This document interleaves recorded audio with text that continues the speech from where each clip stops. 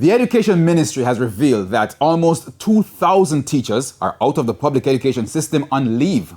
This would mean that hundreds of educators won't be back to school, further fueling talks of teacher migration. Jamaica Maitland has details. 167 teachers have officially left the public education system for other job opportunities, but hundreds of others are likely to be out of the school system come September. That's because they're on leave. How many? 1,884. 605 on 8 months leave, 1,015 on 4 months leave, and 100 on study leave.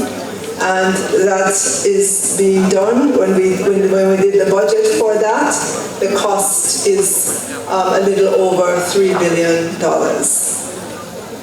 to pay replacement persons for those. But past president of the Jamaica Teachers Association, Winston Smith, says the real impact won't be felt until 2023. The manifestation of the magnitude of problem will not be seen clearly until around about May. Because that is when, if a teacher is on 8 months vacation leave, that teacher will be required to come back. So it is when that time comes that we will really see the real impact of this migration. The Ministry of Education has advised schools of ways to complement the system. However, the teachers argue that fixing the existing teaching environment must be improved also. Of concerns include the specialized coaches attached to the Sixth Form Pathways program who are on contracts. They cannot access any form of loans from the banks because they have no tenure. We will have an executive decision on this matter, and we will definitely get back to you. The fact that we're adding it to the JT agenda, it means that we're going to pay. It's an action item, as Pace just said. We're going to pay some attention to this matter. We do understand the critical skill set of those persons who serve in those posts. An educator also told the conference of a teacher who's drowning in a $200,000 debt because of late payments caused by the bursary paid system. Unlike some teachers who received payment directly to their accounts, they received checks which are oftentimes late.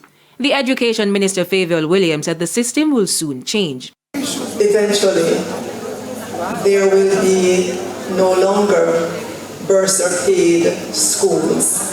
All our teachers are going to be paid centrally by the Ministry of Education and Youth.